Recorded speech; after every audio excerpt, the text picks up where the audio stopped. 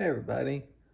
So, after a rough month in October where deer hunting just was not going very well for us, we had that big miss on a really nice buck down in Anderson, South Carolina. Still beating myself up over that one. You know, the rifle was definitely on. It was a positive ID on the animal, and I simply messed up when I effectively uh, didn't calculate in the fact that my bullet was definitely going to hit a branch when I fired, and the bullet hit that branch, exploded the branch, um, and it deflected the bullet enough that it sent the bullet about an inch over that big buck's back. So I've been beating myself up for a while over stuff like that. Luckily, up here in North Carolina, on my own property, I was able to uh, close it with a deer. We're pretty much here at the tail end of archery season in my area of North Carolina. We're about to be breaking out the muzzle loaders in a few, looking at the clock, uh, in about 6 days. 6 days we'll be in muzzleloader. And so I was going out one last time with the bow, really, before I was going to let everything kind of rest and hopefully let these animals. It looks like they're starting to like herd the does. A lot of the bucks are, and so kind of letting the rut get warmed up and everything else, and then get back in there with a muzzleloader. And luckily for me, I had a deer walk in at about 30 yards yesterday morning, and we were able to fling an arrow and get the deer. This deer isn't a doe. The video isn't like super high grade. It's very early in the morning. It was a young buck, 6 pointer, and you'll watch the video. It was a very clean shot. Put him down real fast. Short blood trail. All the right things. The reason that I chose to shoot him wasn't just desperation of wanting to kill a deer really badly.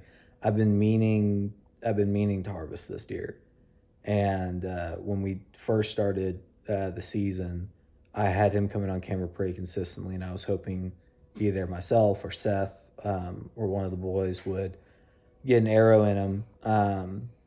And he took off and disappeared for a while during October, and has finally started coming back around. The reason that he was on the target list, there is a really big buck on property, and he's really the only buck that I'm targeting because he's mature and ready to be harvested. The rest of them are kind of young. But the reason this young buck was on the harvest list is he has. I took photos of him once he was in the truck, and you'll see it on his legs and stuff.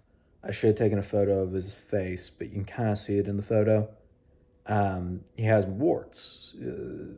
They come from insect bites. It's this infectious little skin disease. It doesn't affect the meat or anything, but he had one growing right on his eye and couldn't see out of his eye. Um, was definitely struggling with other things, and I was like, okay, I'm gonna harvest this one just because that doesn't seem like that's gonna work out well for him. Not a mercy killing by any stretch of the imagination. I was just in the woods ready to harvest, and uh, you know, I was thinking a number of mature does, maybe this one big buck, and then this guy with the messed up eye was effectively what I was thinking. And so got the one with the messed up eye. We've got a couple of nice younger bucks walking around the property. They're going to be left alone. And we've got a really nice big 8 point that I'm hoping to see in daylight come rut. And we've got some mature does. I think there's one out there right now, actually. And so we've got some mature does walking around still. So we're not done with this property, but we're going to be heading down to Anderson later today. So hopefully I'm going to be posting another video soon. And enjoy this clip of about a minute 20 seconds me hunting, and I thought it was a good archery shot at 30 yards. So let me know what you think, and you know I don't know if anybody finds it a fair point to harvest this deer because he has a weird growth on his eye and he can't see.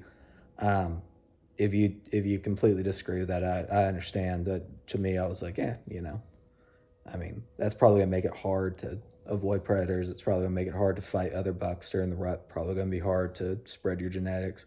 Also, he's carrying around an infectious disease that does that to, his skin as well as other deer's skin. So, him breeding a bunch of the does could result in, him spreading that around. So, to me, it made sense to harvest him. Also, I just wanted to get out of the funk in October and harvest something, put a little bit of meat in the freezer. So, I don't know. You can hate me if you want for it, but I I chose to harvest them, and it's my property. So, you know, I'm happy with it. I'm very happy. I'm happy that was a clean kill. Happy that I'm getting my mojo back a little bit. Happy that I'm being able to put some good meat in the freezer. So